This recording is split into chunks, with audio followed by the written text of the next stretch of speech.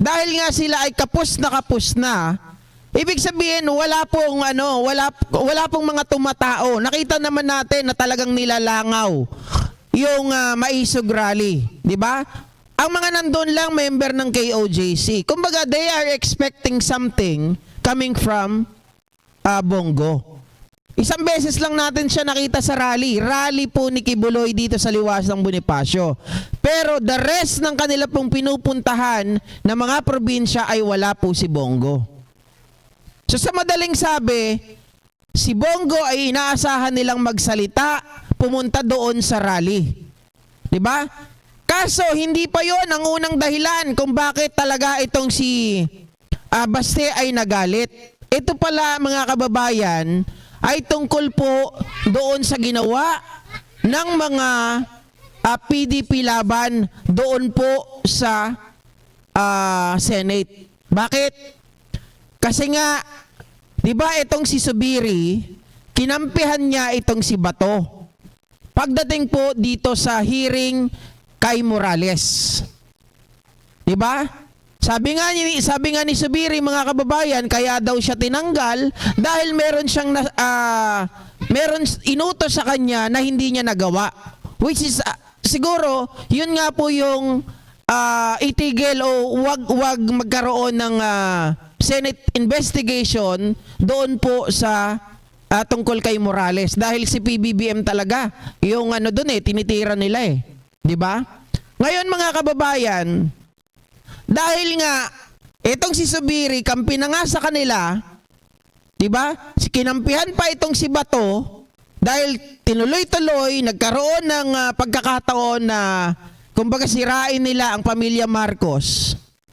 Pero itong mga taong ito, na inaasahan nila, hindi lang si Bongo.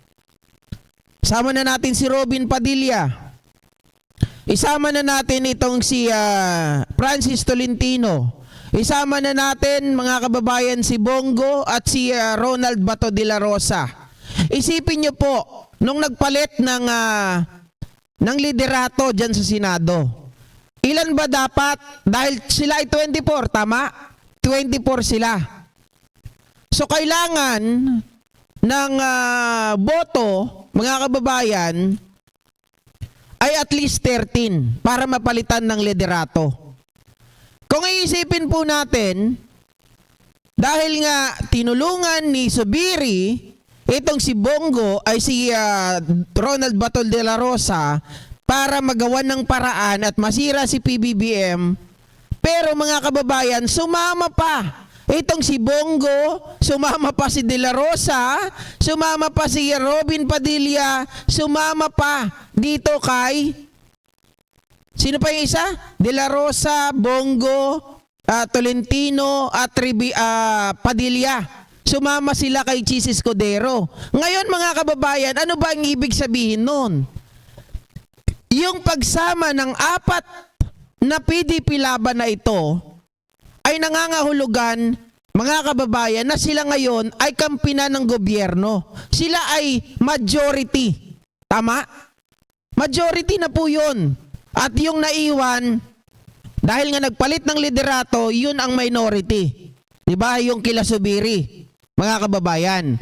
At hindi magpapalit ng liderato, hindi po maaring mangyari yun kung sana itong PDP laban ay hindi po sumabay, mga kababayan, at kumampi kay Chis Escudero. Kumbaga, ang iniisip nila Duterte, nila Baste, iniwan nyo kami sa ere. Pagkakataon na nga sana natin yun Dahil kampi sa atin yung Senate President na si Zubiri.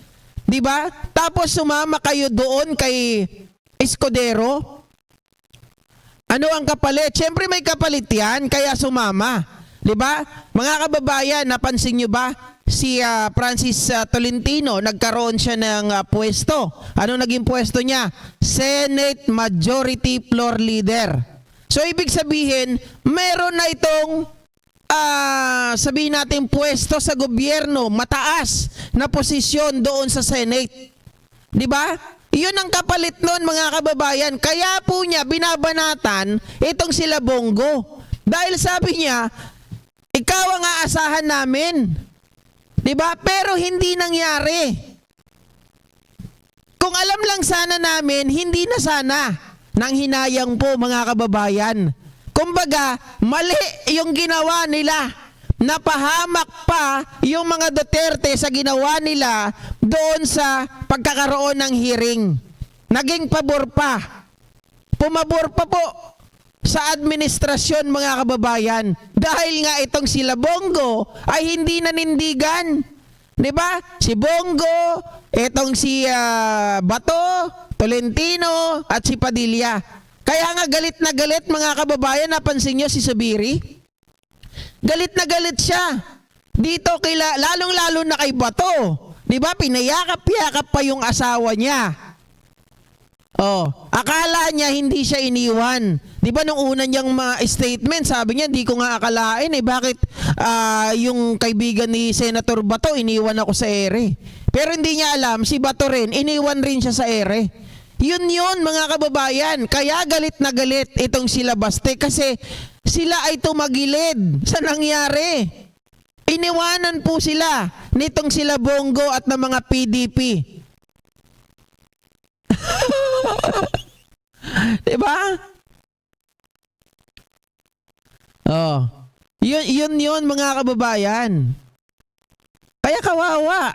I mean, sabi ko nga, yung ginagawa nilang ito, alam mo, kilala kita Pedro Cañada. Siguro ikaw lang din si Jonalyn Sebastian. Parehas lang kayo ng sinasabi, ganyan lang din yan 'Di ba? Ano kayo puro nananakot? Di ako takot sa inyo. Magpakita muna kayo ng mukha nyo bago ako matakot sa inyo. Mahina po talaga. Tama po kayo, Mami B. Mahina, 'di ba? Kaya kayo iniiwanan. O mahina si Subiri, mahina din itong mga Duterte. Kasi yung inyong mga, kumbaga, mga bangka ay palubog na. Kaya iniiwanan kayo. Alam nyo naman ang politika Siyempre pag mahina ka na, iiwanan ka talaga. Yun ang hindi nila inaasahan dito kila Bongo. Pero again, tayo mga kababayan, kung sila ay may gusot sa kanila, di ba? Sa kanilang samahan, sa kanilang grupo, pero tayo, hindi pa rin tayo magpapauto. Sabi nga po ninyo, remember what happened to Amy Marcos, mga kababayan. Nung binoto natin itong si Duterte dahil kay Amy. Diba? Ibinoto natin si Loren Legarda dati dahil pa rin saan mga kababayan, naawa tayo doon sa anak. Diba? Doon nga ako na-demonetize yung unang-unang channel ko. Tapos, mga kababayan, kay Sara, ganun din ang nangyari sa atin. Kasi itong si Sara ay pinaniwalaan natin, nakakampi natin. Dahil sabi niya, si PBBM lang ang may karanasan, may kakayahan, at talagang siya lang ang nararapat na maging Pangulo. Pero yun pala ay puro kasinungalingan. Diba? May paapo-apo BBM pa sila, mga kababayan. So yan na, malinaw, sinasabi ko na po sa inyo, ang katotohanan, nagalit sila dahil nga itong apat na ito ay lumipat dito sa majority, which is kakampi po ng gobyerno. Na kung totoosin mga kababayan, di ba, hindi po maaring magpalit, hindi maalis si Subiri kung ang apat na ito ay nanatili po doon sa kampo ni Subiri. Kasi kailangan ng 13, di ba? Kailangan ng 13 na member po o ng boboto para magpalit ng liderato. Kung ima-minus mo yung apat, magiging 13 pa ba yun? Kasi 15 sila including Escudero. So 13 ang kailangan nila, mga kababayan. Diba? Kaya nga si Bato, sabi niya, bakit niyo pa ako pinilit? Hindi naman ako kailangan. So ibig sabihin, kung itong apat na to or tatlo lamang ang hindi lumipat, 'di ba? Hindi kumampi kay Escudero. Mga kababayan, hindi po makakaupo si Escudero. It is going to itong si Subiri will going to stay in his position. 'Di ba? Mananatili po 'yon, mga kababayan. Oh, ayun na. Yun ang katotohanan. Pero, eto nga, sabi ni mga kababayan, ang sagot dyan ni Bongo, iniintindi ko ang saloobin ni Baste. Matagal akong nagsilbi ng tapat sa kanyang ama. Parang, it's time, mga kababayan, para iwanan na siya. 'Di ba? Pero syempre, mga political butterfly, maniniwala ba tayo? Pero syempre mga kababayan, 'di ba maaari rin kasing totoo yung sinasabi ninyo na ginagamit lang nila yung pagkakataon. Pero palagay ko, talagang nabukulan po sila sa ginawa ni Zubiri. I mean ni Escudero. Tapos itong apat na to, magaling si ano ha. Kung napa-oo ni Escudero tong apat na to, ibig sabihin mga kababayan, may convincing power itong si Escudero compare kay Zubiri. 'Di ba? Kasi napa-oo eh. Okay, sige, kampi ka sa amin. Bibigyan ka namin ng pwesto pag nanalo. 'Di ba? O binigyan ng pwesto si Francis Tolentino. Mga kababayan. 'Yun po. Oh. 'Di ba? Simpleng-simple. Ang galing. Sabi ko, oo nga no. Yun talaga yung dahilan eh. Galit na galit. Gustong manakit. Bakit kasi kayo sumamang apat? 'Di ba? Nabukulan tuloy yung mga Duterte sa inyo eh. Sabi ni Almaden na Orico, pero wag tayo pauto. Yes, opo, wag tayong pauto. Kasi ngayon lang yan eh. 'Di ba ngayon lang yan, magkakaaway sila.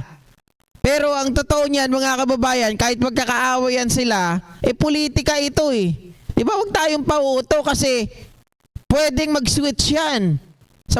Kumbaga pag natapos na ang eleksyon na to, babalik na naman sila o ito na naman ang mga kalaban natin. 'Di ba ganun lang yun eh. si Ma'am Semi sabi ni Ma'am Semi, sana all may turok. Hindi pa rin tayo makamove on dyan.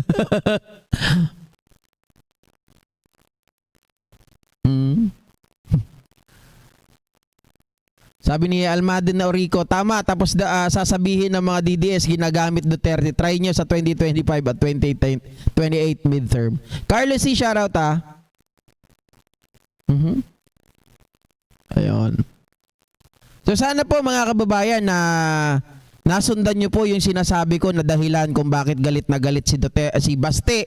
Actually hindi lang si Baste, syempre mga kababayan. Nakita nyo naman, nagkakaroon na talaga ng awayan sa PDP at doon sa kampo ng Duterte. Bakit? Isa ng pagpapatunay dyan, mga kababayan, itong kanilang presidente na si Pipito Alvarez ay nag-resign na rin. 'Di ba? Umalis na rin sa PDP sa PDP na walang laban. Ibig sabihin, may conflict na talaga sa kanila. Kung parang pinapalabas nitong mga Duterte, hindi kayang hawakan ni Alvarez ang kanyang mga tao. Remember mga kababayan, meron isang taga-SMNI, 'di ba? Taga-SMNI na anchor. Tapos inire-relay niya yung mga salita ni Digong against PBBM. Tapos sabi ni Pipito Alvarez, wag mong isali ang PDP laban nung may laban pa yung dati sila eh. Bago alisin. Wag mong isama ang PDP laban doon sa sinasabi ng dating presidente. Ang kanyang sinasabi ay kanya lang, hindi yan inire-represent ng PDP laban. 'Di ba? So doon pa lang masasabi na natin mga ka-GP na meron na talagang internal 'di ba? Breakout na nangyayari dito sa kanila. So yun lang. Hindi na natin kailangan super duper pahabain. Basta itong mga to political butterfly. Kung kanino sila makikinabang, nandoon po sila. Yun lamang yun, mga kababayan. Okay? So next topic.